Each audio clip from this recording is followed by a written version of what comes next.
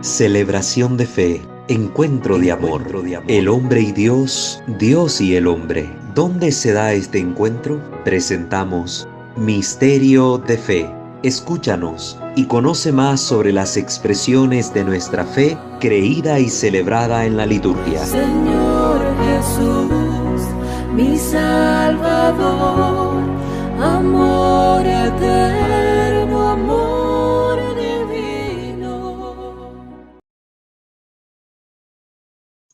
Queridos hermanos, sean bienvenidos a una transmisión más a través de su canal litúrgico, Misterio de Fe, que por la gracia y misericordia de Dios llega a ustedes semana tras semana para traerles este contenido formativo. Les invitamos a suscribirse a este canal y a activar la campana de notificaciones si aún no lo han hecho, para estar pendiente del material que producimos cada sesión, para que ustedes puedan seguir creciendo en este conocimiento. También pueden visitar nuestros otros dos canales en el ámbito de la espiritualidad católica, Santo Debo Ser, y de la doctrina, nuestro canal Creo Señor, Yo Creo. Vamos a invitarles también a seguirnos en Facebook, @WalterFajardo20. Igualmente nos pueden escuchar a través de Spotify, Walter Fajardo, y pueden apoyar, si así lo ven conveniente, pues económicamente, esta labor formativa, con los números de cuenta que aparecen en la descripción de los videos. Vamos pues a comenzar nuestra sesión formativa poniéndonos en la presencia de nuestro buen Dios. Ave María Purísima, sin el ave concepta, in nomine Patris et Filii et Spiritus Sancti. Amén. Señor Dios omnipotente, rico en misericordia y en piedad para con nosotros, te bendecimos, alabamos, glorificamos y damos gracias porque nos permites continuar nuestro proceso formativo. Te pedimos, Señor, las luces necesarias de tu Santo Espíritu para comprender estos contenidos y poder obtener la mayor riqueza espiritual posible para bien de la comunidad y el bien personal. Te pedimos que todo cuanto hagamos en este programa sea agradable a ti y sobre todo para mayor honra y gloria tuya, que vives y reinas por los siglos de los siglos. Amén. Pater noster, qui es in celis, sanctificetur nomen tuum, adveniat regnum tuum, fiat voluntas tua sicut in cielo et in terra. Panem nostrum quotidianum da nobis hodie, et dimite nobis debita nostra, sicut et nos dimitimus debitoribus nostris, et ne nos inducas in tentationem, sed libera nos a malo. Amén. Ave Maria, gratia plena, Dominus tecum, benedicta tu in mulieribus, et benedictus fructus ventris tui, Iesus. Sancta Maria Mater Dei, ora pro nobis peccatoribus, nunc et in hora mortis nostre. Amén. Gloria Patri et Filio et Spiritui Sancto, sicut erat in principio et nunc et semper et in saecula saeculorum. Amén. Ave Maria Purissima, sin el ave concepta, nomine Patris et Filii et Spiritus Sancti. Amén. Muy bien, queridos hermanos, estamos dedicando estas primeras sesiones formativas a hacer una amplia introducción al tema de los objetos sagrados y las vestimentas sagradas que son utilizadas en el culto de nuestra fe, para que pues podamos comprender bien los matices generales que hay que considerar a la hora de estudiar luego en profundidad los contenidos. Estamos haciendo un recorrido.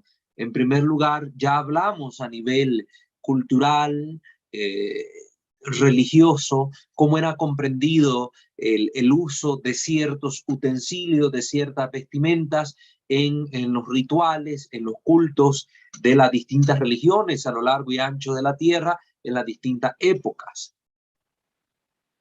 La sesión pasada hicimos una breve síntesis histórica del desarrollo de estos objetos dentro de nuestra fe cristiana, ¿verdad? Cómo se fueron consolidando el uso de ciertos objetos que provenían desde el ámbito profano y que luego se han venido introduciendo en el ámbito sacro como un objeto consagrado a Dios. Y en cuanto a las vestimentas, ¿cuál fue el proceso de transformación de las mismas durante pues los primeros siglos del cristianismo, donde no parecieron ser muy distintas de las ropas comunes, siempre buscando las más adecuadas, las más elegantes, las más nobles, y que con posterior al siglo V empezaron pues a sufrir unas transformaciones que respondieran más al ámbito cultural que al ámbito de lo profano, las vestimentas de los ministros sagrados. Y dijimos que hoy íbamos a hablar un poco sobre cómo es esta apreciación de los objetos y las vestiduras sagradas en el hoy de la historia, ¿verdad? En el hoy de la iglesia, en el hoy de la iglesia. Continuamos desarrollando la temática en base al artículo que estamos compartiendo de merkabah.org. ¿Qué decir de los objetos litúrgicos después de la reforma promovida por el Concilio Vaticano II en el campo de la misma liturgia? Yo les invito, queridos hermanos, a que se lean muy bien la Sacrosanctum Concilium, que la estudien a profundidad. No como hay personas que hoy hablan de la Sacrosanctum Concilium, nunca la han leído completa, nunca han estudiado la historia del desarrollo de esta constitución sobre la liturgia, nunca han hecho un estudio comparado con los demás textos que salieron con posterioridad a este. No. Entonces, ustedes hagan este estudio profundo. Por eso a mí me gusta en este canal ir sacando estos otros textos que fueron produciéndose con posterioridad al concilio, con el objeto de poder llevar adelante la reforma litúrgica propuesta por el concilio. Entonces, para que ustedes puedan hacerse una visión más crítica de la situación actual y para que puedan tener también los elementos necesarios que les permitan juzgar ciertas situaciones. Eso es lo que me gusta acá en este canal hacer, ¿verdad? Proporcionarles esos medios. Y hablando de esos medios, como estamos mencionando la Sacrosanctum Concilium, a la que estamos aterrizando después de esta breve síntesis histórica, les invito a que se den una vueltecita de lectura por una obra titulada El Rin desemboca en el Tíber. No sé si ustedes ya la leyeron, ya la conocen o no, yo la he mencionado cada vez en cuando en este canal. Léansela y van a comprender cómo se gestó el documento de la reforma litúrgica del Concilio Vaticano II. Van a ver en esa obra, El Rin desemboca en el Tíber, las confrontaciones que hubieron de los distintos padres conciliares sobre este tema. Y de qué sector de la iglesia, aquí les adelanto, sobre todo el sector alemán, siempre Alemania, del sector alemán de la iglesia fue de donde se promovió más la reforma litúrgica tal como la conocemos hoy. Un mayor uso de la lengua vernácula, un rebajamiento de la liturgia o de la expresión litúrgica a un estilo de liturgia más ecuménica, más de estilo protestante, con la visión de la Santa Cena del Señor como tal, únicamente reduciendo a la concepción de banquete el misterio sacrificial de la liturgia católica y otro montón de detalles que pues ahí podrán comprender quién los propuso, cómo se aceptaron, quiénes combatieron esos cambios y cuál era la intención real del concilio con la promoción de la reforma litúrgica. ¿Qué buscaba realmente el concilio? No lo que hoy vemos, que ha sido una manipulación de la liturgia, un manoseo por parte de los fieles de las cosas sagradas, un rebajamiento de los contenidos doctrinales que antes se manifestaban en la celebración litúrgica y pues los abusos innumerables que hemos ya nombrado en repetidas oportunidades en este canal. Nada de eso buscaba el concilio, pero es lo que hoy hay, fruto de una mala interpretación del concilio y de un mal llamado espíritu del Concilio Vaticano II. Yo no sé, pero a veces me encuentro incluso sacerdotes que ni esos contenidos los han profundizado. Medio la mal estudiaron en el seminario y después del seminario nunca han vuelto a tocar los documentos del concilio. Pero bueno, oremos por esa situación. Entonces, ¿qué dicen de los objetos litúrgicos y la vestimenta sagrada los documentos del concilio, en específico la Sacrosanctum? porque como es sabido, también el concilio se ocupó del sector relativo a estos objetos sagrados.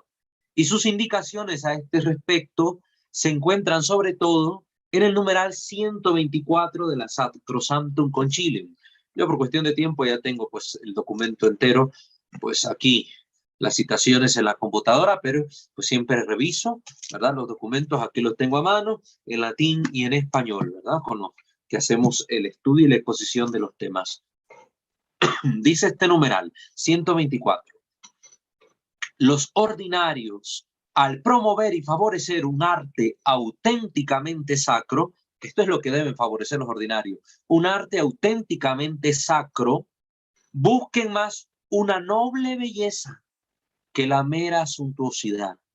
No solo es mostrar el arte por el arte, con toda la carga estética que pueda tener, sino que en esa arte que se va a manifestar, en ese arte sacro, reluzca sobre todo la noble belleza, no las cosas horrorosas que hoy se ven en los templos.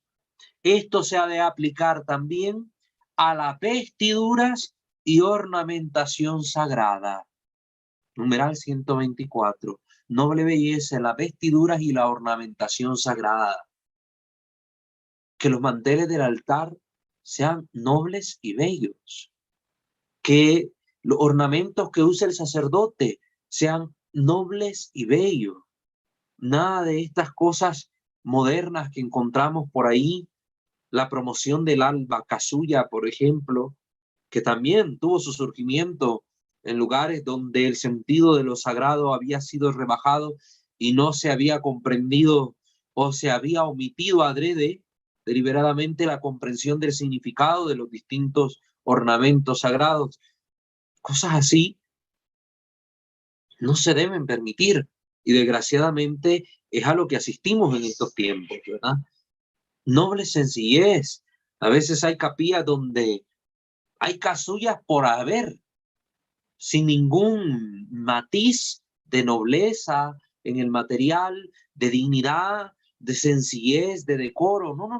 Prácticamente es como que cortaron la tela con la hechura de la casulla y nada más, pero no hubo aquel adorno que tiene un significado en cuanto a su carga simbólica, como lo vamos a estudiar. No hubo aquel cuidado en el detalle, en la elaboración de esos ornamentos. No se le está haciendo caso al concilio. Aquí no estamos hablando de otra cosa, sino de lo que dice el concilio. Estas indicaciones del concilio las hicieron suyas, completándolas otros documentos posteriores y de forma particular la ordenación general del misal romano. Esta ordenación que se cita OGMR, ¿verdad? OGMR o también se puede citar como IGMR, ¿verdad? Instrucción General del Misal Romano. De ambas maneras, pues lo encuentran abreviado, porque ustedes ya que están estudiando estos documentos litúrgicos, deben ir aprendiendo también estas abreviaturas. Entonces, lo que propuso el concilio y los demás documentos posteriores al concilio se va a ir sintetizando y ya codificando de una manera explícita en la instrucción general del misal romano. La instrucción general viene siempre al inicio de cada una de las ediciones típicas del misal romano. Sin embargo, pues hay editoriales, por ejemplo, Buena Prensa, también la editorial San Pablo, si no me equivoco, que publican el extracto de solo la ordenación general del misal romano, lo publican en un documento aparte. Como es el caso acá de Buena Prensa, tengo aparte también esta instrucción general. A mano, todo lo tengo a mano porque así puedo consultarlo fácilmente y así puedo pues a ustedes hablarles con certeza. Yo siempre les cito en qué documento están las cosas que aquí en el programa sacamos a colación. Aquí no les venimos a inventar nada. Cuando a alguien le vaya a dar un curso, una charla, algo, pidan siempre fundamentación de lo que se está hablando, que no se hable por hablar, que no se hable por hablar. Por lo que para poder responder a esta pregunta que hemos formulado, ¿verdad? ¿Qué dicen de los objetos litúrgicos los documentos después del Concilio Vaticano II? Pues es necesario recurrir al examen de estos documentos. Sacrosanctum Concilium, y la ordenación general del misal romano. Sobre todo esos dos, aunque hay otros documentos que aquí vamos nosotros a citar. A modo de premisa, es decir, como una idea primaria, subrayemos cómo por todo el conjunto resulta clara hoy como ayer la voluntad de la Iglesia de distinguir entre los objetos destinados a un uso sagrado y los destinados a un uso profano, y de hacer obligatorio el uso de los primeros, es decir, aquellos objetos destinados al uso sagrado. Aparece más particularmente manifiesta tal voluntad con respecto a los objetos de la celebración eucarística. ¿Sí? Hay muchos objetos sagrados en la iglesia, muchos que sirven en distintas cosas que la iglesia pues realiza, pero con mayor particularidad en los que nos vamos a estar fijando son aquellos que se utilizan para la celebración de la Santa Eucaristía, ¿verdad? Y los distintos sacramentos. Hay otros elementos sagrados, por ejemplo, cuando se va a abrir la puerta santa o sellar una puerta santa, pues se usan elementos particulares, que un martillo de bronce para el momento de quebrar los bloques con los que se había tapado la puerta santa, que una cajita con tales y tales elementos, que ciertos rollos, todos esos son objetos sagrados también, pero aquí lo que más nos interesa estudiar por la peculiaridad de que es el sacramento que más celebramos, pues son los objetos que están en relación con el culto eucarístico. Miremos en primer lugar unas notas distintivas sobre estos objetos desde la perspectiva del hoy de la Iglesia. ¿Cuáles son las notas distintivas de los objetos litúrgicos? Puede decirse que las de siempre, pero hay que añadir que hoy se ponen más de relieve y son objetos de particular insistencia. Sí, las mismas notas distintivas que han acompañado siempre al objeto sagrado son las que van a estar hoy presentes también en la iglesia. Hay una hermenéutica de la continuidad. Ya hemos explicado esto que ha dicho el Papa Francisco. Hay que aprender a aplicar, a leer las cosas en el hoy, pero en continuidad con lo que la tradición de la iglesia ha venido siempre practicando y creyendo.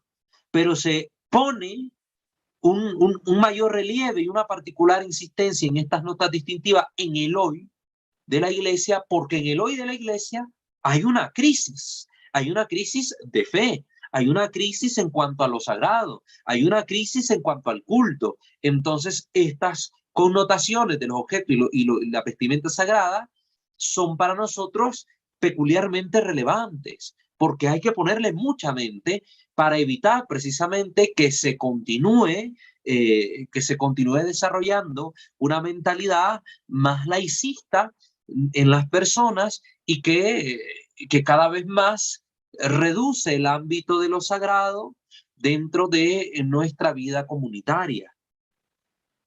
La Sacrosanctum Concilium, tratando en general de todas las cosas destinadas al culto sagrado, dice que la Iglesia ha procurado siempre que fueran en verdad dignas, decorosas y bellas. Ya vemos ahí tres características.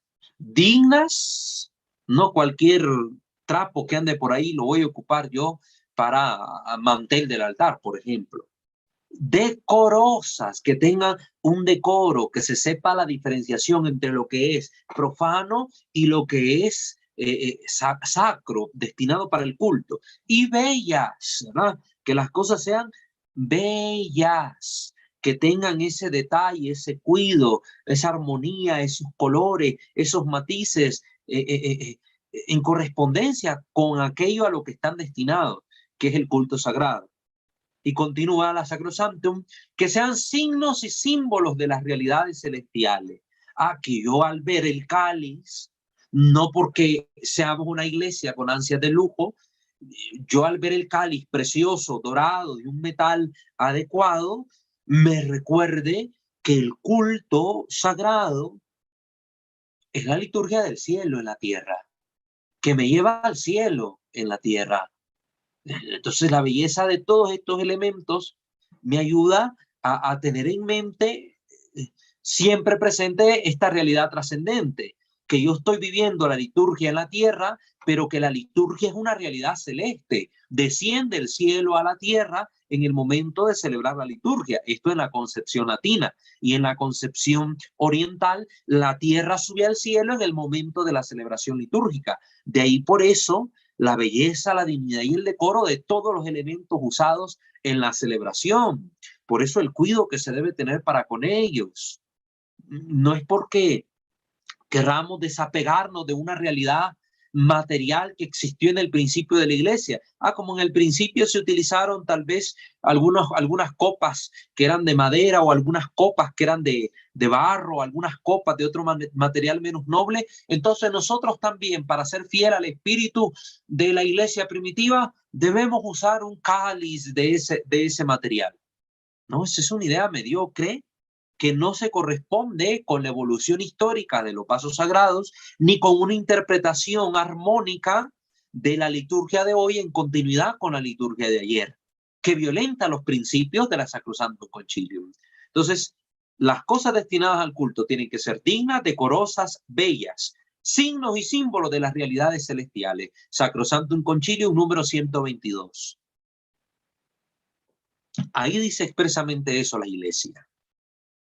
Se ha de subrayar cómo la Sacrosanctum Concilium habla de las cosas destinadas al culto sagrado. Pone ahí el punto, el matiz, las cosas destinadas al culto sagrado. En realidad, es la pertenencia de estos objetos al culto sagrado lo que constituye su primera nota distintiva. Entonces, primera nota distintiva, pertenencia al culto sagrado, sobre la cual se van a fundamentar las demás: dignidad, decoro y belleza. Las palabras citadas de la Sacrosanctum Concilium valen igualmente para los objetos litúrgicos en general. Estos han sido siempre objeto de la atención de la Iglesia. Sí, que la Iglesia les pone cuidado en lo que son, en cómo están constituidos.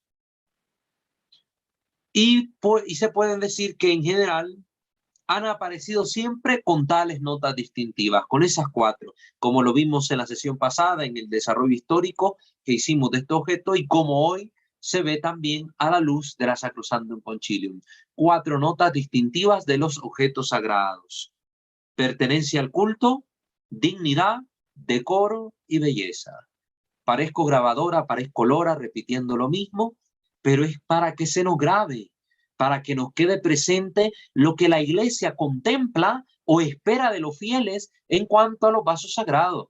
Una comunidad que está naciendo, si se preocupa más de pavimentar el suelo que están pisando, o se preocupa más de que haya ventanas bonitas y bancas cómodas, que del altar, que de los manteles, que de los vasos sagrados, es una comunidad que ya ha sido envenenada por el pensamiento pragmático de este tiempo. Este tiempo, recuerdan, busca únicamente desde la óptica material que las cosas respondan a un sentido práctico. Lo importante es que tengamos una banca, no importa que no sea de mármol, no importa que no sea tallada, que no tenga alguna cruz dibujada, lo importante es que tengamos donde sentarnos. Ese es un sentido pragmático de las cosas. Un mantel para el altar, no, ese mantel ahí verde, no importa que no sea como lo manda la liturgia, que debe ser siempre blanco sobre el altar, no importa ese mantel verde ahí que tiene esas flores como navideñas, ese está bueno, ese pongamos. Lo importante es que tenga un mantel en la mesa. Es un sentido pragmático que no se corresponde directamente, porque claro, detrás de todas las cosas que se usan en la liturgia hay un sentido práctico, pero el sentido pragmático de este tiempo no se corresponde directamente con el sentido litúrgico o la sensibilidad litúrgica de estos objetos en la iglesia, en el culto. Cosas que tenemos que tener presente. Todo ello, estos elementos que hemos mencionado, dentro de un pluralismo de orientaciones y realizaciones, fruto de las distintas generaciones históricas y de las diversas culturas. Sí, esta belleza, esta dignidad se tiene que manifestar pues en la diversidad de estos objetos litúrgicos y también en la diversidad de arte presente en ellos a lo largo de los distintos tiempos. Porque un cáliz del siglo XVIII pues, se sigue utilizando en alguna iglesia en el hoy. en el hoy de la historia, en el hoy de las celebraciones. Entonces, esa belleza, aunque es fruto de una generación histórica determinada o de una cultura determinada, pues sigue siendo una riqueza a valorar en el hoy de la iglesia. En la ordenación general del misal romano se lee igualmente que los edificios sagrados y los objetos que pertenecen al culto divino deben ser en verdad dignos, bellos, signos y símbolos de las realidades celestiales, o capaces, por tanto, de fomentar la piedad y mostrar la santidad de los misterios que se celebran.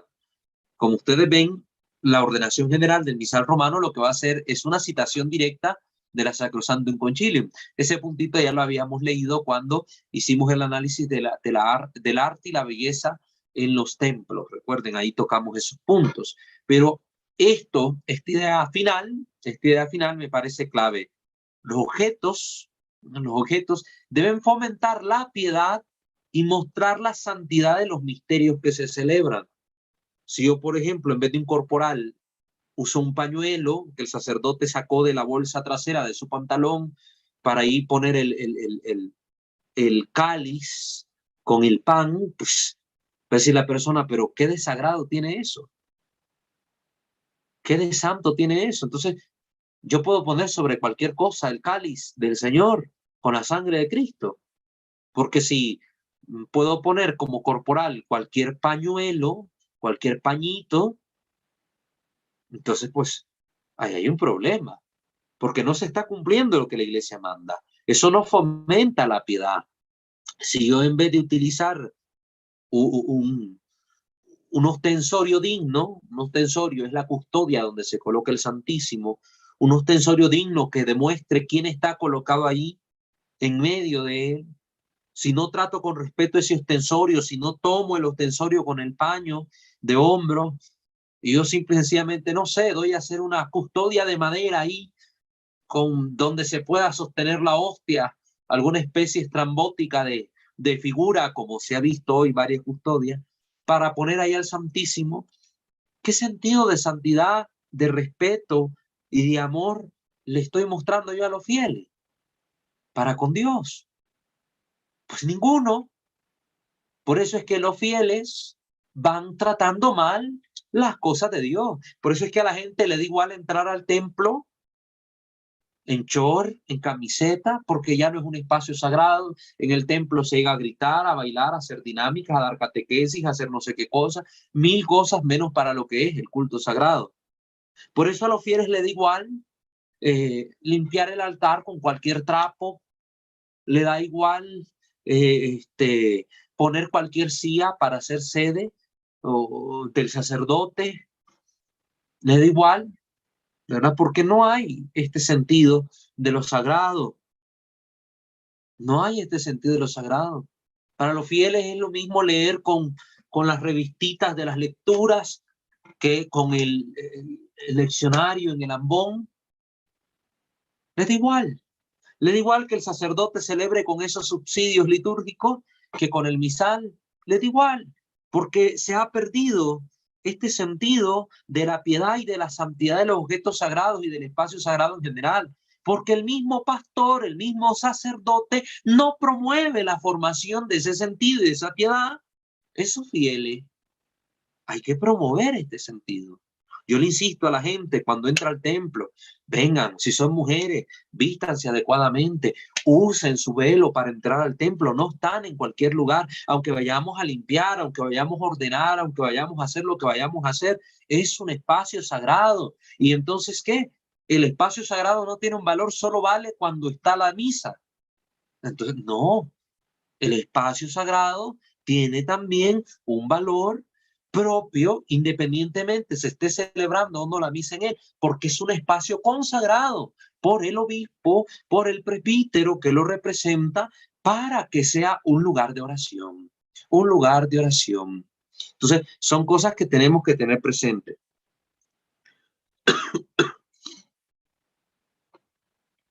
Se dirá tal vez que los objetos litúrgicos deben tener como mira la educación de los fieles y responder al fin para el que están destinados, y a los criterios del verdadero arte. Entonces están fijando que aquí en la ordenación general del misal romano, como lo vamos a estudiar, porque estos puntos los vamos a estudiar uno por uno, ahorita solo lo estamos mencionando de forma muy general.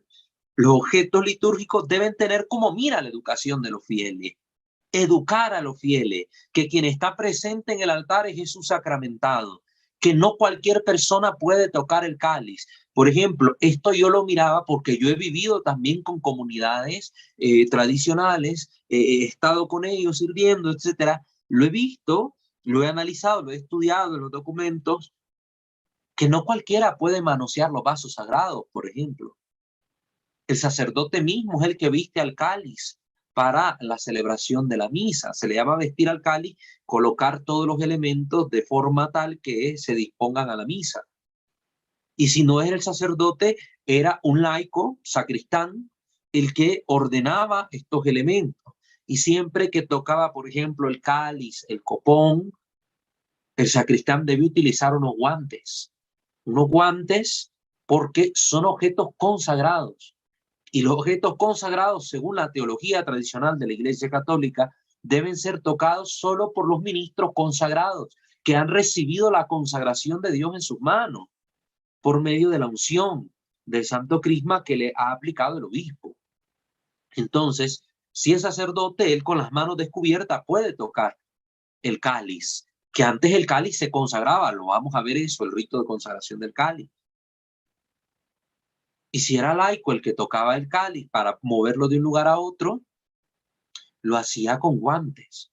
A los únicos que se les tenía permitido tocar brevemente estos vasos sagrados, si era necesario, era a los servidores del altar. Pero hay que entender que antes, por ejemplo, el cáliz ya era colocado por el sacerdote desde el principio de la misa en el altar y ahí quedaba mientras iban pasando los distintos momentos del rito hasta que llegaba el momento de la consagración y después de la purificación que se hacía ahí mismo sobre el altar.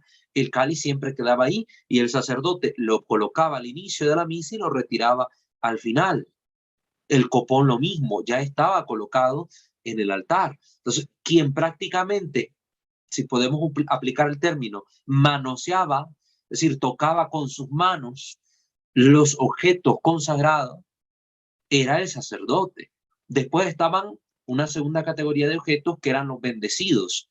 Por ejemplo, las vinajeras, la campana, la bandeja de la comunión. Esos pueden ser tocados por otros laicos siempre y cuando se tenga conciencia de lo que se está tocando y con el sumo respeto.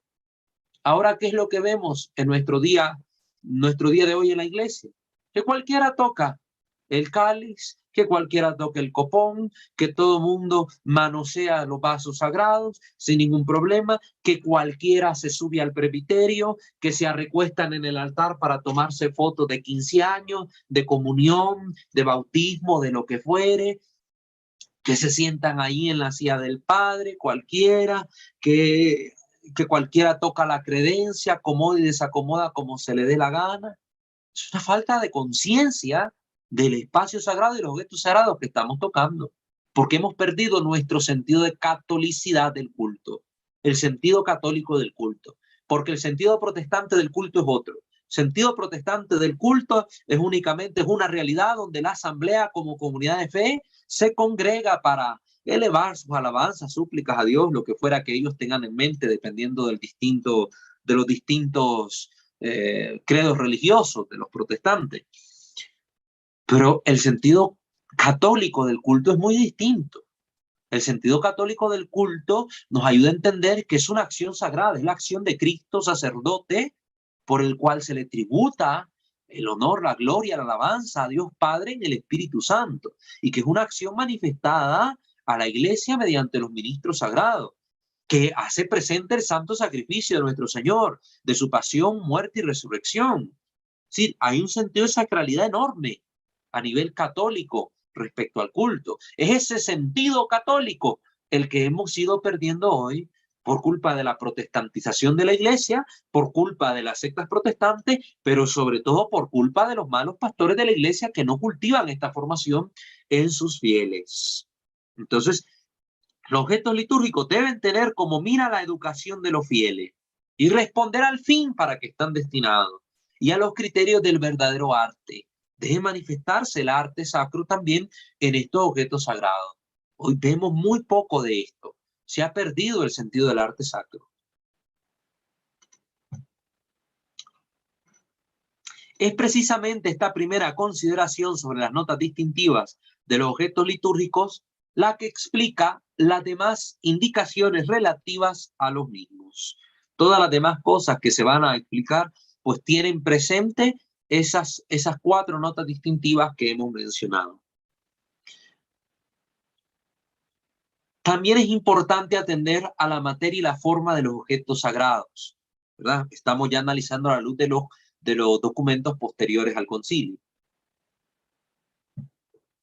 Las notas distintivas de los objetos litúrgicos se manifiestan, estas notas de belleza, dignidad, decoro, se manifiestan a través de su materia y su forma. Más adelante ya vamos a ver cuál es la materia que debe tener el cáliz, ¿verdad? Es decir, de qué material debe estar hecho. ¿Es válido que sea de cristal el cáliz en la iglesia hoy en día? ¿Es válido que sea de madera? ¿Esto está bien? ¿Está mal? ¿Qué dice la iglesia sobre esas cosas? Lo vamos a estudiar en su momento. Aquí estamos dando las generalidades que son nos sirven para introducción del contenido. Ya después veremos uno a uno los objetos sagrados. La Sacrosanctum Concilium recuerda también aquí cómo, esto lo va a hacer en la 122 también, Sacrosanctum Concilium, numeral 122, la iglesia procuró con especial interés que los objetos sagrados sirvieran al esplendor del culto, con dignidad y belleza, aceptando los cambios de materia y forma y ornato que el progreso de la técnica introdujo con el correr del tiempo. Es decir, que ha habido una comprensión gradual en la iglesia, una aceptación gradual, un proceso de transformación en los elementos ocupados como materia para los objetos sagrados. Por eso decíamos que hay una evolución y vimos esta síntesis histórica. Hay una evolución. Si la iglesia en el siglo I ocupó cálices de cristal decorado, como ya lo analizamos, porque era lo más digno, lo más noble que tenía a la mano por su condición de iglesia perseguida y por su condición de carencia, de pobreza, en el siglo V hubo un cambio, una evolución, ya desde el siglo IV, donde se empezaron a utilizar vasos sagrados más dignos, de metales preciosos, decorados, tallados en la orfebrería. Y ese cambio, esa evolución, avanzó en el tiempo, en las distintas culturas, de bien en mejor, para embellecer más los vasos sagrados, para que fueran cada vez más dignos. Entonces se le empezó a hacer incrustación de piedras preciosas, por ejemplo, algunos cálices con rubíes, diamantes, gemas, etcétera. Se empezó a hacer de cada vez mejores materiales, de bronce se pasó a plata, de plata se pasó a oro, etcétera. Pero hoy pareciera que queremos hacer un proceso de involución histórica, como retroceder para atrás como el cangrejo, como dice el dicho. De bien en peor, de mejor a peor queremos pasar. Y entonces, si ya tenemos cálices con material apropiado, ¿verdad? Cálices metálicos, como hoy se pide, recubiertos por lo menos adentro del cáliz con un baño de oro. Entonces, no, ahora queremos un cálicito de madera, sencillito, de madera así nomás, o de cristalito, porque así lo ocuparon las primeras comunidades. Que no están leyendo la Sacrosanctum Concilium, queridos hermanos sacerdotes, Sacrosanctum Concilium, que ha habido un progreso que en estos objetos sagrados, un progreso introducido por la técnica con el correr del tiempo y que la iglesia lo ha aceptado, que este cambio es querido por la iglesia, promovido por la iglesia, de bien en mejor, no de mejor a peor. Es un proceso en progreso hacia adelante, no es un proceso hacia atrás como el cangrejo. Entonces, ¿en qué quedamos? O vamos a aplicar la Sacrosanctum Concilium como lo pide la iglesia, o vamos a interpretarle y aplicar lo que se nos dé la gana porque yo me creo con la suficiente iluminación para adjudicarme la interpretación de estos textos en la iglesia y hacer lo que se me venga en gana, lo que a mí me parezca mejor. No, es que yo si voy a introducir un cambio, si voy a introducir un objeto, tiene que ser en atención a lo que la iglesia me pide respecto a ese objeto, que catequice a los fieles, que aumente su piedad, su amor, su fervor, que manifieste la santidad de la liturgia, del culto, etcétera. Eso es lo que debo atender, no a lo que mi imaginación o mi libre interpretación quiera presentar. El Vaticano II ha proseguido tal obra de ayornamiento, de puesta al día, ¿verdad? De la liturgia, como una de las metas de la reforma litúrgica por él mismo decretada.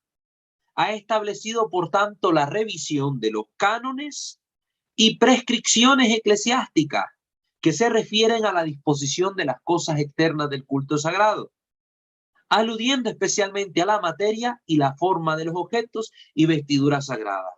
Vamos a ver dónde lo dice esto. La Sacrosanctum Concilium, numeral 128. Numeral 128. Aquí mandató el concilio: revísense cuanto antes, junto con los libros litúrgicos, de acuerdo con el artículo 25, los cánones y las prescripciones eclesiásticas que se refieren a la disposición de las cosas externas del culto sagrado, sobre todo en lo referente a la apta y digna edificación de los templos. También para el tiempo de los albores del concilio ya empezaba a entrar un sentido de decadencia. Ya había todo un movimiento litúrgico que estaba buscando una especie de liturgia más próxima a la concepción protestante del culto, o sino una liturgia más paganizada, si podemos utilizar este término, más en onda con la mentalidad de la época, de los años 50, los años 60, los años 70, que ya sabemos toda la revolución cultural, la revolución sexual que hubo para esas épocas, todo eso se fue infiltrando en la iglesia. Entonces el concilio manda también a que se revisen bien las cosas externas del culto para que sean dignos en cuanto a lo que se supone que deben ser estos objetos para la celebración de la misa. Entonces, que se revisen estas cosas, sobre todo en lo que se refiere a la apta y digna edificación de los templos. O sea, apta y digna edificación de los templos. Ya de esto hablamos muchísimo en la sección pasada. Ya hicimos una crítica sobre cómo se construyen hoy los templos, ¿verdad? A la forma y construcción de los altares. Cómo se piden que deben ser los altares en la iglesia, en el hoy de la iglesia. A la nobleza, colocación y seguridad del sagrario. Esto contra todos estos sagrarios que se han puesto de moda hoy en día, sagrarios de madera, sagrarios de cristal, sagrarios de plástico, que cada vez son menos seguros y menos dignos, y que se colocan donde al cura de turno se le dé la gana. Como un sacerdote hoy lo puede colocar en el altar, puede colocar el día de mañana otro sacerdote al Santísimo ahí a un lado, otro lo puede colocar en una capilla aparte, otro, si es posible, lo esconde en la sacristía. A lo que se le ocurra al cura de hoy. Eso pasa, hermano, desgraciadamente. Así como también a la funcionalidad y la dignidad del baptisterio. Montones de parroquias que ni siquiera tienen baptisterio, no le hacen caso al concilio.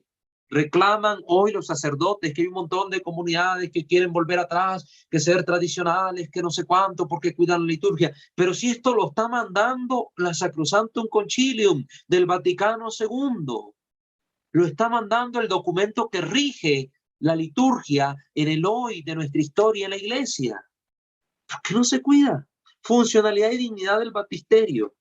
Yo he llegado a muchas parroquias que no tienen ni baptisterio. Otras ni siquiera pila bautismal tienen. Con costo una jofaina, una palangana, una pana, una bandeja, como le quieran llamar, colocan en una mesita para el momento del bautismo.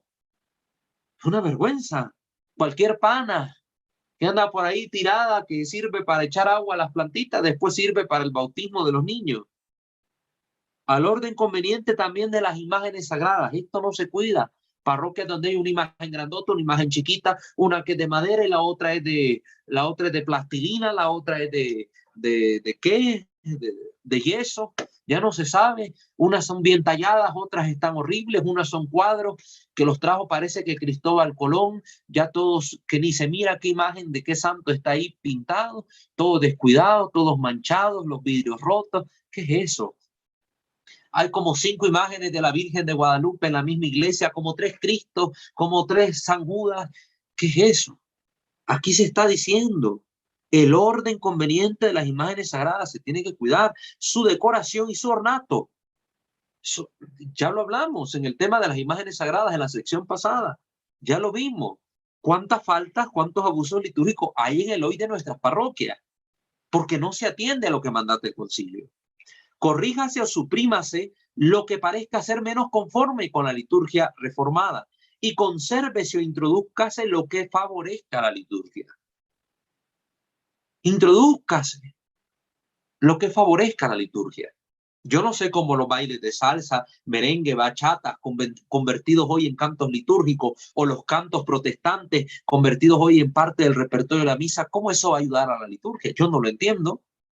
Porque la liturgia no es para que yo venga a mover el trasero en misa y levantar las manos como loco o aúlle como perro en la misa, pegando gritos. Eso no ayuda, porque la liturgia no es eso. No sé cómo ayuda. Y se han introducido dentro de la liturgia todo eso, como estos ritos de la Pachamama, como estos ritos paganos, idolátricos, introduciendo budas o chivas o ganeshas y no sé cuántas otras cosas más en la liturgia, en procesión. ¿Cómo ayuda a eso? No lo sé. Aquí no se ha mandado a que se introduzcan esas cosas, que se introduzca solo lo que favorezca la liturgia. Eso es lo que dice acá la Sacrosanctum Concilium, lo estamos leyendo en el número 128.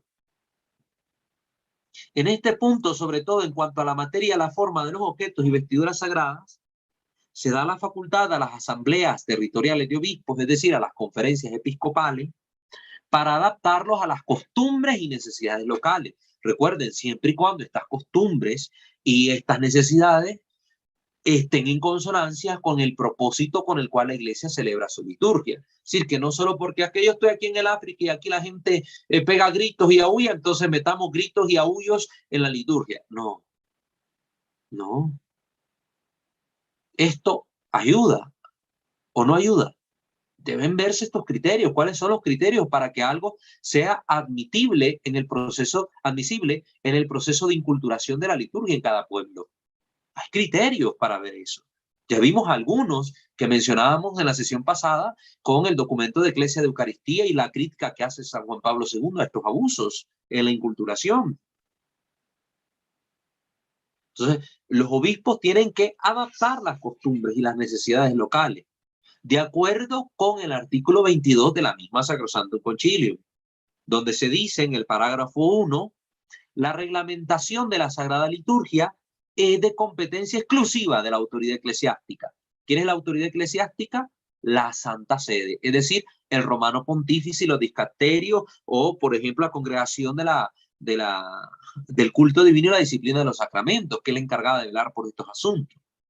Por eso aquí se dice, es competencia exclusiva de la autoridad eclesiástica. Esta reside en la sede apostólica y en la medida que la ley lo determine, en el obispo.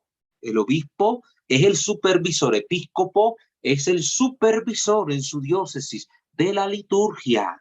Debe velar porque se cumpla el deseo de la iglesia con la liturgia. El obispo no puede atropellar la liturgia y hacer el cambio que se le pegue la regalada gana. El obispo debe obediencia a la iglesia y debe obediencia a la tradición de la iglesia y debe actuar en comunión con la iglesia.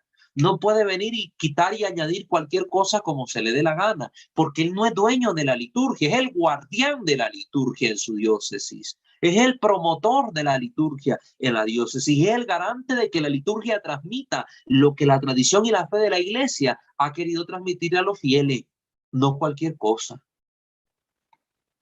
Parágrafo 2.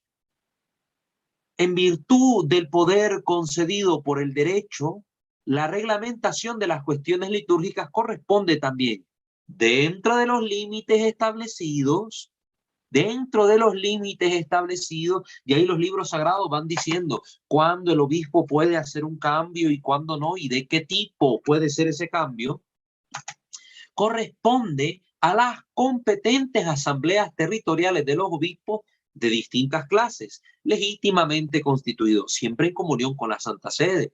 Ya se dice, si quiere determinada conferencia episcopal introducir un cambio en la liturgia que favorezca el espíritu de los fieles, que sea en comunión con esto, debe hacerlo con la debida autorización. Entonces, manda a la conferencia episcopal un documento, un escrito, una carta, una petición, una súplica a la Congregación para la Doctrina para el Culto Divino, la Congregación para el Culto Divino y la Disciplina de los Sacramentos, que tiene que pasar su proceso de análisis, de estudio, de valoración, y luego de todo ese proceso, pues va a haber una respuesta de esta congregación con aprobación del Romano Pontífice y que permita que cierto cambio, que cierta normativa entre en vigor en determinado territorio, porque los obispos de esa conferencia deben trabajar en comunión con el Romano Pontífice. Si esta comunión no vigilan los obispos y el Papa por mantenerla, pues va a suceder lo que está pasando en Alemania con el sínodo alemán,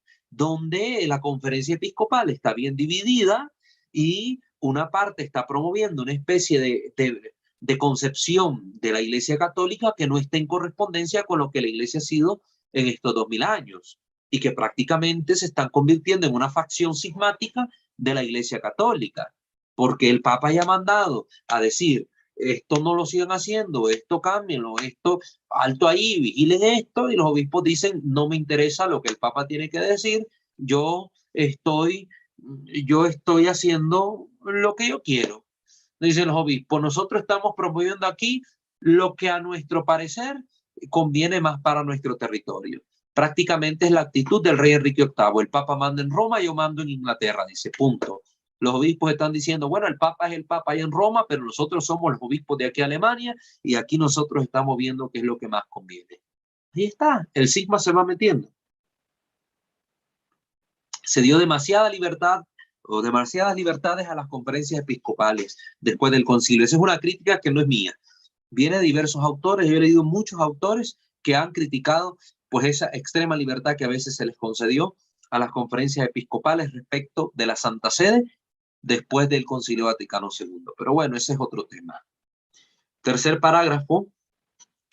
Por lo mismo, nadie, recuerden esto, grábense en la mente, parágrafo 3 de la Sacrosanctum Concilium del numeral 22, parágrafo 3. Por lo mismo, nadie, aunque sea sacerdote, añada o quite o cambie cosa alguna por iniciativa propia en la liturgia. Que nadie quite, no le quite. Muchos curas yo he conocido que le quitan a la liturgia, le quitan al uso de los ornamentos, ese es un abuso, le quitan ciertos elementos a la liturgia, ciertas oraciones que deben decir, adrede, no es que hoy no quiero cantar el Gloria, pues no lo canto y punto. Aunque la liturgia mandata que hoy se canta Gloria, pues yo no lo quiero cantar o no lo quiero ni siquiera leer, no lo leo y punto. Yo no lo quiero hacer, punto. Se lo quite, es un abuso litúrgico. Ese es un abuso litúrgico. Nadie le quite nada a la liturgia. Nadie cambie cosa alguna por iniciativa propia. Nadie cambie. ¿Cuántos sacerdotes cambian las oraciones? Cambian los mandamientos de la iglesia respecto a cómo debe celebrarse la liturgia. Le cambian hasta el sentido a las oraciones. Conocí un sacerdote con el que me tocaba servir a mí los domingos. Estaba empezando yo mi seminario y aún así fui capaz de captar ese abuso litúrgico. Venía y no decía el prefacio de la misa porque no se le pegaba la gana. Dice, no, es que la gente de todos modos ni está prestando atención, ni le entiende. Entonces venía y él decía 3, 4 palabras inventadas y ya se pasaba el canto del santo. Está cambiando lo que la iglesia manda a decir por iniciativa propia. ¿Qué es eso? Nadie añada nada por iniciativa propia. Hay gente, sacerdotes que le añaden a la liturgia un montón de cosas raras sacadas yo no sé de dónde, cantos que no son propios, acciones estrambóticas. Bueno, vamos hoy Pascua vamos a celebrar la misa y quiero que todo el mundo tome del cáliz, pero solo tengo un cáliz. Bueno, entonces voy a poner, yo lo vi con mis propios ojos, yo lo vi. Voy a consagrar el vino en jarras de cristal, ahí voy a consagrar la sangre de Cristo. Y después, como que fuera repartición de fresco, de agua, yo voy a estar ahí dándole el vino hacia los fieles. La sangre de Cristo, sí, imagínense. ¿De dónde salen esas añadiduras, esos inventos, esas cosas raras? Nadie. Se debe hacer lo que la liturgia mandata. Y el sacerdote puede añadir lo que la liturgia le permite añadir. Ciertas oraciones al final, ciertas palabras. Puede cambiar lo que la liturgia le permite. Por ejemplo, ciertas moniciones. El sacerdote con esta o palabras semejantes, diríjase a la asamblea. Si ahí dice con esta o palabras semejantes, yo puedo y tengo la iniciativa de con palabras propias dirigirme a la asamblea, pero me lo está permitiendo la liturgia. Pero hacer añadiduras, cambio o quitarle adrede algo a la liturgia que no esté en consonancia con sus rúbricas, con sus prenotandas, es un abuso litúrgico. Lo dice el concilio, no lo digo yo, ahí está. Numeral 22, parágrafo 3 del Concilio Vaticano II en la Sacrosanctum Concilium. En la ordenación general del misal romano, encontramos las siguientes indicaciones concretas. Como para la edificación de las iglesias, así también para todo su mobiliario y ajuar, la iglesia acepta el estilo artístico de cada región y admite todas las adaptaciones que cuadren con el modo de ser y tradiciones de cada pueblo, con tal que, escuchen, aquí viene el con tal que, la condición, que todo responda de una manera adecuada al uso sagrado para el que se destinan. También en este campo búsquese con cuidado la noble simplicidad que bien le cae al arte auténtico. Esto lo dice la Instrucción General del Misal Romano número 325. Yo les doy la cita, vayan, revisen. Aquí yo no estoy hablando tontería, no es mi opinión personal. Yo estoy transmitiendo lo que la iglesia enseña. Si a alguien no le parece, pues discútale a la iglesia, hágase protestante. Y ahí, siendo protestante, invente su templo y usted hace, quita, pone y dice lo que se le dé la gana. Pero si usted es católico, debe someterse a lo que la iglesia católica enseña. ¿Cómo la iglesia lo enseña? Eso tengámoslo presente. Es la iglesia. Cualquier adaptación, cualquier cosa que en la liturgia se vaya a introducir, debe cuadrar con el modo de ser y tradiciones de cada pueblo, con tal de que responda de una manera adecuada al uso sagrado para el que se destinan las cosas. El sentido sacro que mantiene la iglesia en cada cosa que hace se debe respetar. Y continúa el numeral 326. En la selección de los materiales para los objetos sagrados se pueden admitir no solo los materiales tradicionales, sino también otros materiales que, aquí viene el que, según la mentalidad de nuestro tiempo, se consideran nobles. No es que se considere cualquier objeto más, debe tener esta connotación de nobleza. Se consideren nobles, son duraderos y se acomodan bien al uso sagrado. Aquí están las tres condiciones que deben respetarse en el momento de elegir un material para un objeto sagrado, para un vaso sagrado. Deben ser nobles, duraderos y que se acomoden al buen uso sagrado, al buen uso sagrado. Si un material no corresponde con esto, no es apropiado para utilizarse en un vaso sagrado. Espero que hayan puesto atención de estos tres elementos o tres condiciones que el numeral 326 de la Instrucción General del Misal Romano nos presenta como condiciones sine qua non para poder elegir adecuadamente el material de un objeto sagrado, de un vaso sagrado. La justificación de tal amplitud de perspectiva nos la da la tercera instrucción para la exacta aplicación de la Sacrosanctum Concilium, cuando al hablar del respeto y cuidado debidos a los vasos sagrados y vestiduras y demás objetos, dice lo siguiente: si se concede una mayor libertad en cuanto se refiere a su materia y forma, no es sino para dar a los distintos pueblos y a los artistas una más amplia posibilidad de comprometer con respecto al culto sagrado sus mejores cualidades. O sea, aquí se está diciendo cuál es la razón de esto, después del concilio, que se hable de la materia y la forma en estos términos, que no solo se ajusten los objetos a lo tradicional, sino la materia se puede ajustar a otras condiciones que ya las mencionamos. Lo hace teniendo presente esto, que se promueva la aplicación de las mejores cualidades, las mejores técnicas, los mejores conocimientos de los artistas en pro de la liturgia, no en detrimento de la liturgia, ¿verdad? Es decir, para bien y no para mal. Respecto a los objetos litúrgicos y al arte sacro, digamos unas palabritas, precisamente la relación existente entre los objetos litúrgicos y el arte sacro hay que mencionarlo. Tal relación ha de contemplarse a la luz de los principios generales sobre el arte sacro enunciados por el Vaticano II, que aquí ya hemos expuesto también nosotros en el canal. Basten unas simples alusiones para considerar respecto a los objetos sagrados. La Iglesia nunca consideró como propio estilo artístico alguno, sino que ha admitido las formas artísticas de cada tiempo. Eso ya lo hemos analizado, ¿verdad? Que cada tiempo tiene su estilo artístico particular y este estilo influye, ¿verdad? El neoclásico, el barroco, etcétera, influyen en el arte sacro. También hoy se intenta dejar libertad de expresión artística según los tiempos y lugares, con tal, aquí están las condiciones, con tal que se respeten las exigencias del culto. Eso hay que confrontarlo con la Sacrosanctum Concilium 123. Siempre hay una condición sine qua non que la Iglesia presenta cuando habla de estas cosas. No es solo, bueno, metamos el arte moderno en la Iglesia, en las cosas que se hacen. No, no es meter el arte por meterlo. Si se va a introducir algo artístico con los estilos propios de esta época, que se haga siempre y cuando se respeten las exigencias del culto, dice la Iglesia. A fin de promover y favorecer un arte auténticamente sacro, es necesario buscar más una noble belleza que la mera suntuosidad, lo cual se aplica expresamente a las vestiduras y los ornamentos sagrados, como lo dice la Sacrosanctum Concilium, numeral 124.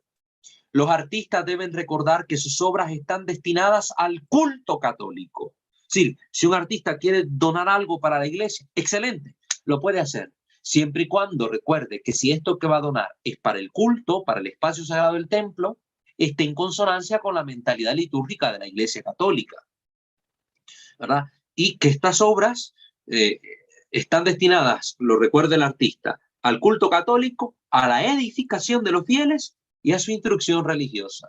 No debe ser una cosa horrorosa. A veces ponen un Cristo, es que este lo hizo el famoso artista de este tiempo, don fulanito de tal.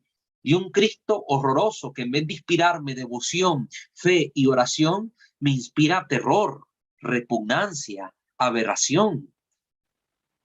Es terrible. Cuidado con esto. Eso lo dijo la Sacrosanctum Concilium, ¿verdad? En el numeral 127. Aquí les estoy nombrando los numerales para que ustedes puedan revisarlo. Tales principios vuelven a aparecer en varios puntos de la ordenación general del misal romano. También la primera instrucción para la exacta aplicación de la Sacrosanctum Concilium, la Inter Ecumenici, que es otro documento, si no estoy mal, del 1967, ya lo hemos nombrado acá, recomendaba que las iglesias y los oratorios, recomendaba que las iglesias y los oratorios, el ajuar sagrado en general y las vestiduras sagradas, se presenten en la forma del auténtico arte cristiano, incluso moderno. Entonces, esto es lo que se debe pretender siempre. Se presenten en la forma de un auténtico arte cristiano, que responda a cómo es el arte de nuestra iglesia y cuál es el sentido del arte en la fe cristiana. Ya lo hemos expuesto aquí muchas veces. ¿Cuál es el fin? El arte de manifestar la belleza de Dios, de manifestar una enseñanza catequética. Y termino con este punto. Dispensen que me extienda unos 3 minutitos más, pero quiero cerrar este punto para que la próxima sesión abramos otro nuevo punto de esta introducción. Habla acerca de la autoridad competente respecto a los vasos sagrados. También en el sector de los objetos litúrgicos, pertenece a las conferencias episcopales de cada nación realizar a tenor del derecho las adaptaciones, pero aquí está realizar a tenor del derecho. No es como se les pegue la gana individualmente a cada obispo, sino siempre siguiendo las prescripciones de la Iglesia. Les compete a las conferencias las adaptaciones exigidas por la necesidad o las usanzas locales, como lo hemos dicho, Sacrosanto Concilio 128, lo cual se afirma explícitamente con respecto a la selección para los objetos sagrados de otros materiales, además de los tradicionalmente utilizados. Cada uno de los ordinarios debe procurar que los objetos litúrgicos se ajusten a los cánones del auténtico arte sacro. Sacrosanto Concilium 124. ¿Sí? Hay unos cánones que los obispos deben de seguir cuando se legisla sobre la materia y la forma del objeto sagrado. Como deben igualmente vigilar, que es su función, la función del obispo es vigilar, para que los objetos sagrados y las obras preciosas, dado que son ornato de la casa de Dios, no de cualquier lugar, son de la casa de Dios, no se vendan ni se dispersen como se les dé la gana. No. Deben vigilar por estas cosas. Sacrosanto Concilium 126. Todo lo cual deberá igualmente tenerse en cuenta en lo referente a los objetos litúrgicos que han caído en desuso. Bueno, este objeto litúrgico ya no sirve más, este cáliz se dañó por el pasar del tiempo. ¿Se puede restaurar? Que se restaure. ¿No se puede restaurar? ¿Dónde lo vamos a tener? Un objeto consagrado, no pueden andar los vasos sagrados viejitos tirados por ahí en cualquier ropero de la iglesia o dárselos a cualquier persona. No, se deben colocar en un lugar adecuado, en un museo de la parroquia, en un registro histórico que se lleve en algún espacio sagrado, etcétera. En esta materia habrá que atenerse a las normas más concretas emanadas por la Santa Sede y de las respectivas conferencias episcopales. Muy bien, entonces hemos visto en esta sesión, ¿verdad? En esta sesión, ¿qué dice la Iglesia sobre los vasos sagrados hoy, ¿verdad? En el hoy de la Iglesia, ¿qué se entiende sobre los vasos sagrados? Vimos cuáles son las notas distintivas de estos vasos sagrados, las 4 notas. Vimos qué dice la Iglesia sobre la materia y la forma de estos vasos sagrados. Vimos también cuál es la relación de estos objetos litúrgicos con el arte sacro y vimos cuál es la autoridad competente que debe legislar en este campo de los objetos sagrados a la luz, todo esto, de los documentos emanados del Concilio Vaticano II y los documentos posteriores, ¿verdad? Como son la Interecumenici o la Ordenación General del Misal Romano. Entonces, ya con esto nos debe quedar claro este punto en la introducción general. Hay unas normas de la Iglesia que nos mandatan vigilar ciertos aspectos a la hora de edificar, de realizar o de cuidar los vasos sagrados. Entonces, para que las tengamos presentes, ahí las tenemos. Pueden luego pausar el video, ir tomando ustedes sus notas, ir anotando los numerales de la Sacrosantum Concilium y los otros documentos que hemos mencionado, para que ustedes tengan ahí su base, su fundamentación cuando den una opinión en este campo. Muy bien. Les invitamos a suscribirse a este canal Misterio de Fe, activar la campana de notificaciones, visitar nuestros otros 2 canales, Creo Señor Yo Creo, Santo Debo Ser, y también seguirnos en Facebook, @WalterFajardo20. Igualmente escucharnos en Spotify, Walter Fajardo, y pueden también aportar su donativo económico a nuestra comunidad formativa. Toda esta información la van a encontrar siempre en la descripción de cada uno de los videos. Muy bien, sin extenderme más, quiero darles la oportunidad a ustedes que comenten, que participen. No sé si alguien quiere preguntar algo sobre esto, si alguien quiere comentarnos alguna situación particular de sus parroquias, de sus capillas o que ustedes hayan vivido. Igualmente, quienes están en YouTube, conectados en vivo, pueden participar escribiendo en la caja de comentarios y nosotros daremos lectura también a su escrito. Naivi, ¿podemos activar los micrófonos, por favor? Sí, ya están activados. En YouTube, Andrea Garro. Buenas noches, Dios le bendiga. ¿Cuántos abusos litúrgicos ignoramos? Es un horror ver el desamor a la adoración perfecta. Agradezco su tiempo para instruirnos. Yo soy ministra de lectura y recibí un curso sobre liturgia. He visto que las personas piden la palia y se las llevan a casa. ¿Es correcto que este objeto sagrado se tenga en casa, aunque sea con permiso del padre? Muchas gracias, querida hermana Andrea, desde Costa Rica, que Dios me la bendiga. Ya vamos conociendo poquito a poco a la audiencia que se congrega para estas sesiones. Hermana, pues me alegro que usted tenga siempre este ánimo de quererse formar. Y sí, concuerdo con usted en que hay muchísimos abusos que causan horror y extrañeza en quienes amamos al Señor. Recuerden que decíamos a la sesión pasada, a la luz del escrito de su santidad el Papa Juan Pablo II, Eclesia de Eucaristía, que todo abuso litúrgico representa una falta de amor para con Jesús presente en la Eucaristía, para con Dios. Es falta de caridad, falta de amor al Señor. Cuando no tenemos este cuidado de los detalles, como hemos dicho, es porque nos falta amor para con el Señor.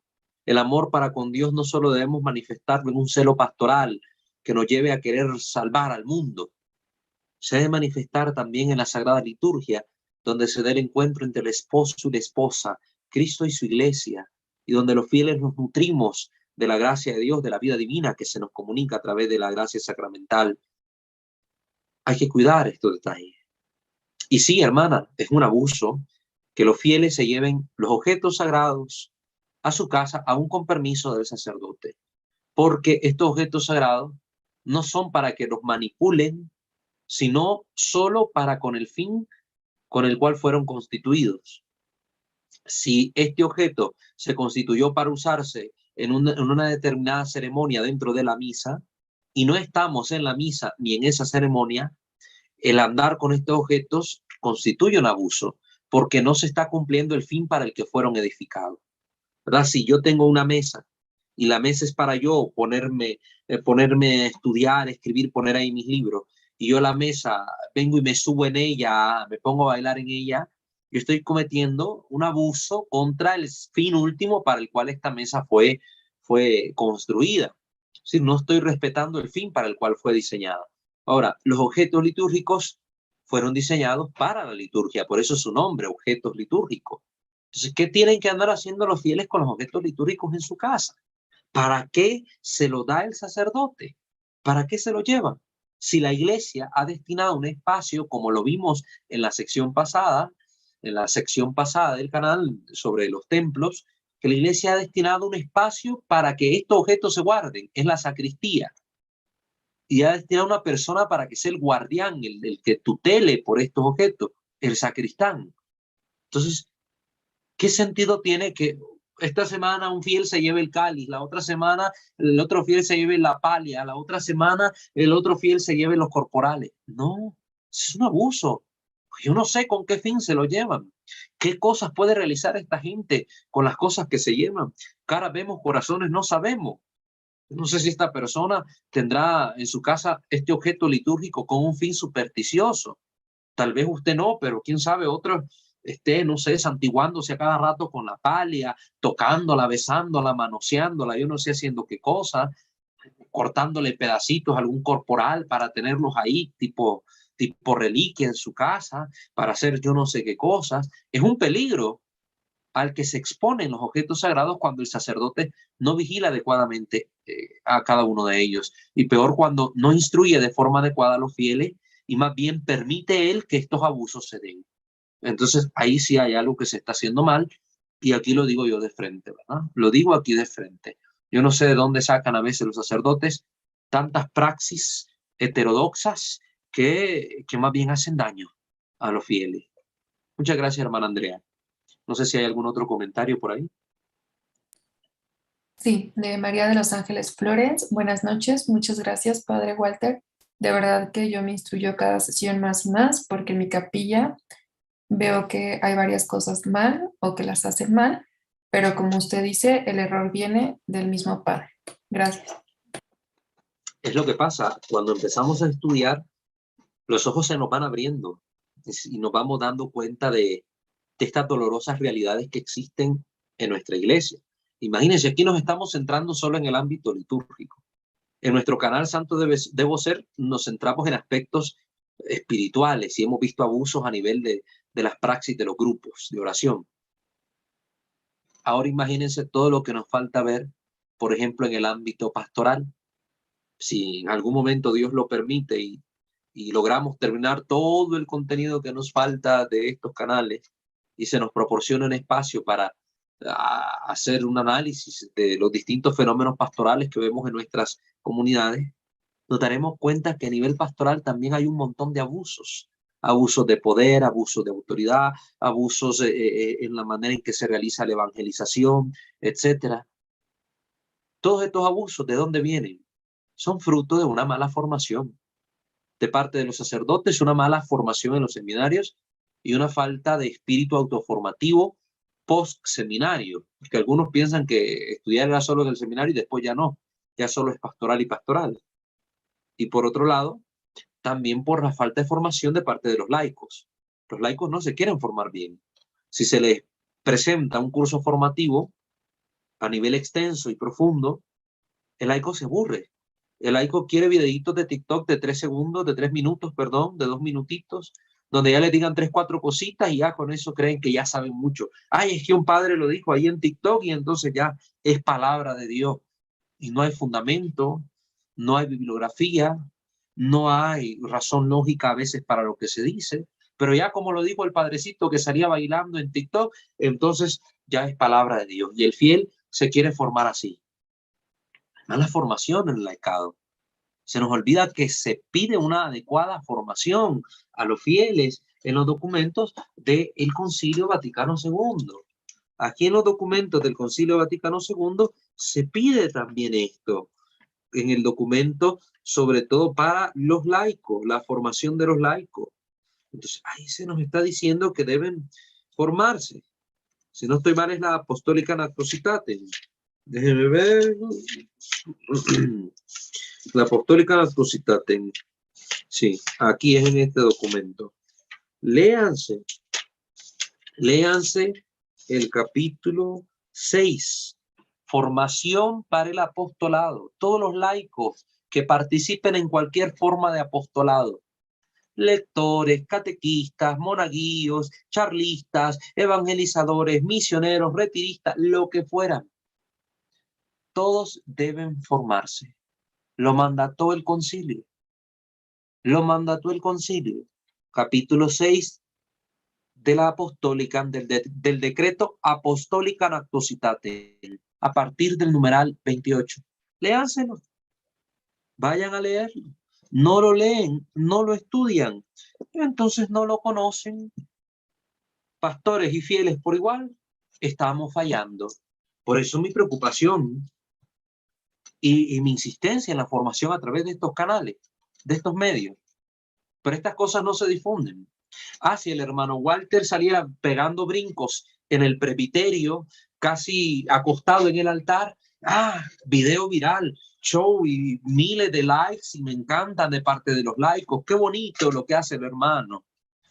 Pero como el hermano Walter lo que está haciendo es formarles, darles catequesis, instruirles, pon el video. 10, 4, 20 pelados miramos el video, me incluyo yo también porque lo vuelvo a ver al final. Y está. Y la gente que lo ve no se preocupa en compartir estas cosas. Y si las comparte, a quienes se los comparten ni lo miran, porque a la gente no le interesa formarse. Porque el laico de hoy es haragán. Porque el ciudadano de hoy, y como el laico es un miembro de la sociedad también, como el fiel es un ciudadano y el ciudadano de hoy es haragán porque no se le está enseñando a la gente a pensar en los colegios. Los colegios son instituciones de adoctrinamiento y a veces de adoctrinamiento ideológico. Entonces no nos gusta pensar, no nos gusta formarnos criterios, no nos gusta analizar las cosas, nos gusta la pereza y que todos lo den servido. Y no me importa si a mí me están dando servido esto, aunque sea bueno, aunque sea malo, no me interesa, yo lo acepto y punto, lo recibo y ya está. ¿Cuánta gente queda así? No se cuestiona las cosas. Es que el Papa dijo tal cosa, entonces ya porque lo dijo el Papa es palabra de Dios. No, un Papa se puede equivocar cuando no está hablando es cátedra. Cuando un Papa no habla es cátedra, se puede equivocar. La opinión del Papa yo la puedo contradecir. Estoy en la libertad y en el derecho de contradecirla si lo que dijo el Papa está en contra de la fe o de la moral. Puedo hacerlo, como ya lo han hecho varios cardenales, como ya lo han hecho varios sacerdotes. Ah, pero el fiel no, el fiel, ¿qué dice? Ah, es que este es desobediente, no está en comunión con el Papa, no está en comunión con la iglesia porque opinó esto. ¿Y usted qué opina? Usted no opina nada, ese es el problema. Ojalá opinara usted, pero no opina nada porque no piensa, no se forma criterio, no analiza las cosas. Yo quiero que ustedes analicen las cosas, que piensen, que se esfuercen, que hagan un proceso mental que les implique a ustedes la formación de un criterio adecuado, que comparen las cosas, porque el laico no es tonto. Yo siempre he defendido que los fieles no son tontos y que debemos de tratar de evitar, tenemos que evitar tratar a los fieles como una masa de personas tontas que solo deben obedecer. Esa es una mala concepción del pueblo santo de Dios. Pero bueno, me callo porque si no, no suelto la guitarra. ¿Alguien más quiere opinar en el en vivo o en YouTube? Sí, buenas noches. Buenas noches. Hermano Walter, Fermín García, de aquí del Estado de México. Hermano Fermín, siempre un gusto que participe con nosotros. Le escuchamos. Igualmente, dos situaciones. Bueno, anoté muchas, pero quiero ver si me puedes disipar la duda de dos en específico. La primera es de que por ahí hubo un rumor, a mí no me constó, pero sí me causó mucha duda, de que en una parroquia se comentó que el sacerdote, en el momento en el que se le ofrecían los dones, él siempre, pues el corporal que va al inicio, lo dejaba a un lado y ponía todo así sobre el altar, sobre el mantel, hasta que en un momento le preguntaron: oiga, padre, ¿por qué usted deja el corporal a un lado y nos hace incluso señas de que nos los llevemos a la credencia, y no lo utiliza? Entonces dígame, para ya no ponérselo, o por qué no lo utiliza, ¿tiene alguna situación personal con eso? Y dice: lo que pasa es que ustedes no lo saben, pero el mantel funge como un corporal grande, por eso yo no lo utilizo. Esa es la primera. Y la Bueno, segunda es primero, de antes que... de que pase a la segunda, vamos por orden. ¿Dónde Ok. está el documento en el que él se basa? Porque si eso fuera verdad, él no fuera el único sacerdote que pusiera en práctica esa situación irregular. Lo miraríamos generalizado en todo el clero, empezando por el que debe darnos el ejemplo, que es el romano pontífice. Si el romano pontífice, que es el papa, maestro de liturgia, utiliza el corporal, porque este sacerdote se toma el atrevimiento de cometer este abuso y lo quiere justificar con una razón muy lógica, pero que al final no se corresponde con la enseñanza de la iglesia.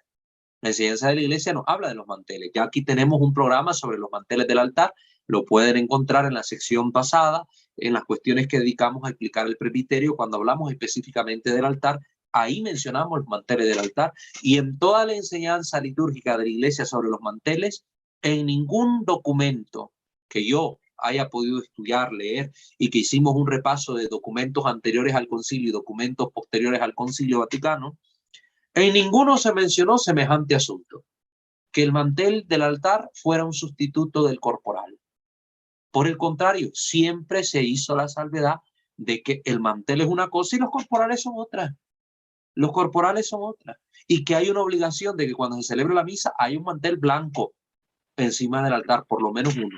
Pero nunca se dijo que sustituya al corporal. Entonces, ese sacerdote que adjudique esa razón de que el mantel es un sustituto del corporal, que muestre el documento, que muestre qué liturgista autorizado, con qué autorización de la Congregación para el Culto Divino ha manifestado este sustento litúrgico, histórico, tradicional, a como lo quiera ver. Yo que sepa, ¿no?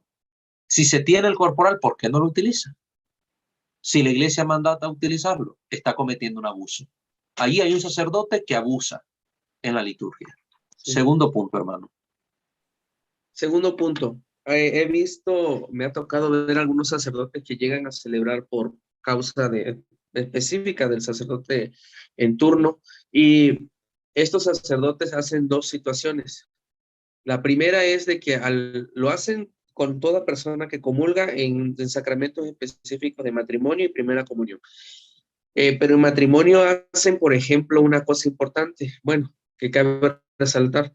Cuando está hincada la pareja, el sacerdote baja con el cáliz les da ver a ellos propia puedan tomar del cáliz, o si no, en su defecto, les llama para que suban al altar y a la mano derecha de él, ya en el previo de él, él les da el cáliz, les da la comunión, y después de la comunión les ofrece el cáliz, la novia lo toma y luego le da la comunión al novio, le da el cáliz y el novio toma del cáliz. Eso, pues, hasta donde yo concibo, no lo veo, como usted comenta, en todos los párrocos. No, es que es un abuso. Es un abuso. Cuando usted mira una anomalía en un sacerdote, es porque es un abuso, por lo general, no siempre. Hay sacerdotes que, por el contrario, parecen anómalos por practicar lo que la iglesia pide, porque ahora el abuso está tan extendido que el que quiere hacer las cosas bien es visto como el bicho raro o como el que lleva a la contraria. Y no es así, pero hay que analizar por eso qué documentos nos hablan. Nosotros ya estudiamos sobre la Sagrada Comunión. ¿Qué dice la iglesia sobre la Sagrada Comunión? Y vimos varios documentos.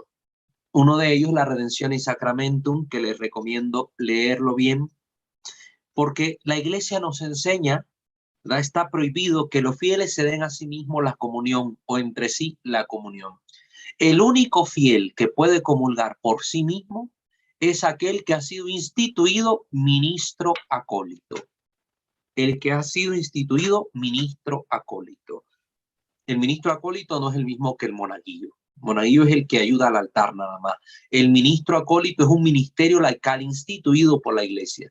Ya lo veremos más adelante cuando miremos las funciones litúrgicas, ¿verdad? Y el que se asemeja al ministro acólito instituido es por un tiempo, ¿verdad? Para determinado tiempo, el ministro extraordinario de la Sagrada Comunión.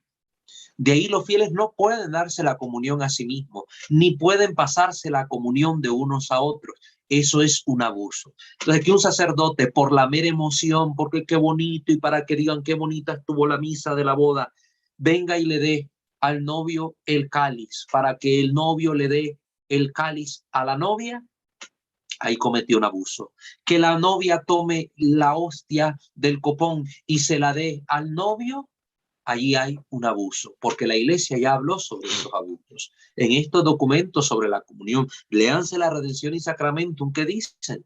Léanse, y ahí mismo aparecen otras referencias bibliográficas dentro de ese documento que le van a llevar a los demás documentos que hablan sobre el tema, y ahí se va a leer usted los abusos que se cometen contra la Sagrada Comunión. Ahora, la comunión, el sacerdote desciende del altar hacia las naves, que es el lugar propio de los fieles, para darle ahí la comunión. Entonces también es un abuso que dentro de la celebración litúrgica el sacerdote invite a los fieles a subirse al altar para comulgar ahí. A ver, ¿dónde está la rúbrica del misal que mandate eso? ¿Dónde está la rúbrica? Si nosotros nos vamos acá a la instrucción general del misal romano y leemos las rúbricas de cada una de las celebraciones, en ningún momento se nos va a decir que los fieles suben al altar para comulgar. Siempre se dice que el sacerdote le da la comunión a los fieles. Y antes se especificaba más claro en las rúbricas del misal romano de 1962, donde se decía directamente el sacerdote baja del altar para darle la comunión a los fieles, que deben comulgar de rodillas y en la boca. Se especificaba claro esto. Pero ahora, como cada quien entiende lo que quiere entender, comete abuso, cambia y acomoda las cosas a su gusto y antojo. Ya leímos numeral 22, lo repito, numeral 22, parágrafo 3 de la Sacrosanctum Concilium. Nadie, aunque sea sacerdote, añada, quite o cambie cosa alguna por iniciativa propia en la liturgia. Es decir, si no está escrito en las rúbricas y en las prenotandas y el sacerdote lo está haciendo, ahí hay un abuso. Ahí hay un abuso. Sino que le enseñan a usted la rúbrica, siempre pídalo. A ver, padre, ¿en qué documento la iglesia dice que el fiel se suba al altar y comulgue por sí mismo, o que la novia le dé al novio la comunión? ¿Dónde está? No está, no existe. Entonces, ¿usted por qué lo hace? Ah, por iniciativa propia, para que se viva más bonito, por la emoción, por la sensación, por el aplauso, bueno, iniciativa propia. La prohíbe el documento de la Sacrosanctum Concilium, numeral 22, parágrafo 3. Si usted lo está haciendo, usted está desobedeciendo a la iglesia. Y si desobedece a la iglesia, ¿cómo quiere que nosotros los fieles obedezcamos, que amemos, que sirvamos a la iglesia y vamos bien nuestra liturgia si usted no la respeta? Empecemos por la cabeza. Bueno, hermano Fermín, le agradezco su participación también. Gracias por estas dos cuestionantes. Esperemos que lo que aquí le hemos dicho le arroje alguna luz. Y vaya a revisar, como le digo, Redención y Sacramentum, por favor, ese documento. Bueno, no sé si alguien más va a participar o decir algo. ¿O hay algún otro comentario en YouTube? Sí, padre. Soy Guadalupe Martínez del Estado de México. Muy bien, hermana Guadalupe de México, le escuchamos. Sí, también recuerdo más o menos como hace 5 años, que cuando es la renovación de los sacerdotes, en que se les hace su misa especial en catedral. Recuerdo que me mandaron, pues yo la verdad estoy ajena de todo eso, y que también vamos a recoger los aceites. La verdad me dieron los recipientes, una cajita donde estaba en malas condiciones, rota, y pues me dijeron, llévatelos a tu casa y el sobrante de los aceites los echas en frasquito, de esos de Gerber. Y ya después los limpias bien, los haces bien, y ya te vas mañana temprano a tales horas. Y yo ahorita con lo que escuché, pues digo, no sé por qué me dijeron que me lo trajera yo a la casa. Y pues la verdad, cuando yo llegué allá a la misa, bueno, ya después cuando nos dicen, fórmense para que les den cierta cantidad, para eso lo llevamos. Entonces, la verdad, yo veía a los demás, hay mucha gente que va de distintas comunidades, distintas parroquias, y la verdad a mí me dio mucha pena porque todos muy presentables, pues presentables, dignos, digámoslo así. Y pues a mí me dio mucha pena porque iban en malas condiciones lo que yo llevaba. Eso es algo desagradable, y aún así, ahorita con lo que usted nos explica, pues digo, bueno, ¿cómo es posible, no? Claro, hermana. Desgraciadamente, pues a veces son los mismos pastores los que nos exponen a esas situaciones dolorosas, porque para el fiel, cuando se da cuenta de esto, lo medita, pues le causa cierto dolor. Ahora, los fieles no están preparados para manipular ciertos objetos porque no saben qué hacer. El Santo Crisma es un óleo consagrado. Los otros 2 óleos, que es el de los catecúmenos y el de los enfermos, son óleos bendecidos, tienen un fin para el cual la iglesia los otorga a los sacerdotes para su uso sacramental.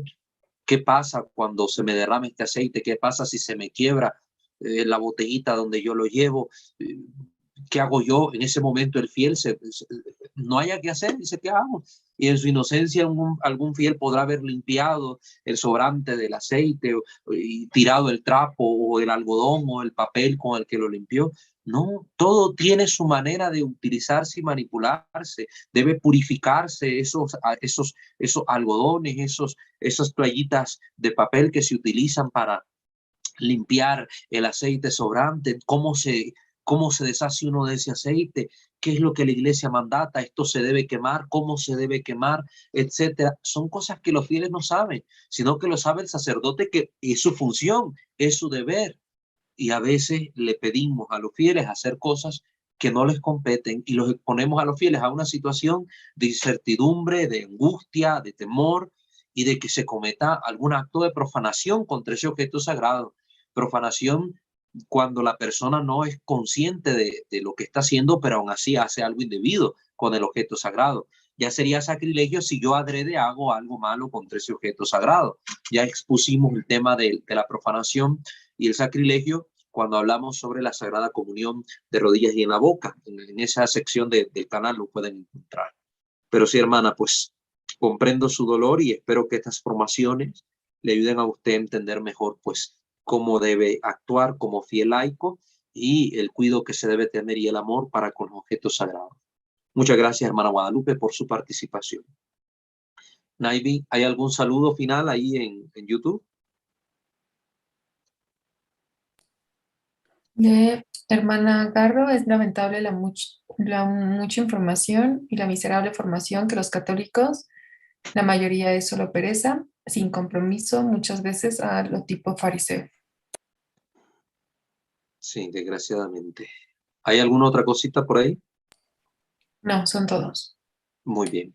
Pues bien, queridos hermanos, por cuestión tiempo vamos a dar por finalizada la formación litúrgica del día de hoy, esperando que sea pues aprovechable para todos ustedes este contenido. Compartan el video, ¿verdad? Después de que ya se suba la edición final, pues ustedes compartan el video, por favor, ayuden a sus hermanos que hoy, en el día de hoy, en la iglesia, en la situación que vivimos, es una obra de caridad eminente ayudar a nuestros hermanos a formarse en la fe y en la liturgia. Es una obra de caridad extraordinaria. Entonces, por favor, cumplamos esa misión. Terminemos poniéndonos en la presencia del Señor. Ave María Purísima, sin el ave concepta, in nomine Patris et Filii et Spiritus Sancti. Amén. Señor Dios omnipotente, Padre rico en misericordia, te damos gracias por habernos permitido concluir la sesión de hoy. En tus manos ponemos, Señor, todo este conocimiento adquirido, para que empleando adecuadamente la información que aquí se nos da, podamos servirte cada vez más y mejor en tu Santa Iglesia. Mamá María, San José, santos y ángeles de Dios, intercedan por nosotros para poder cumplir con este santo propósito. Todo esto te lo pedimos a ti, que vives y reinas por los siglos de los siglos. Amén. Sub tuum presidium confuimus, Santa Dei Genetrix, nostra deprecationes ne desficias, in necessitatibus, sed a periculis cuntis, liberanos semper, o Virgo gloriosa et benedicta. Amén.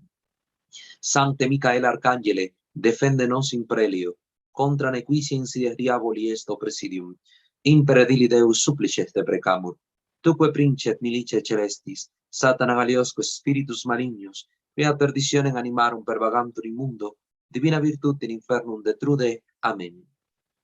Angele Dei, qui custos es mei, me tibi commissum pietate superna, illumina, custodi, reie et governa. Amén. Ave María Purísima, sin el ave concepta. In nomine Patris et Filii et Spiritus Sancti. Amén.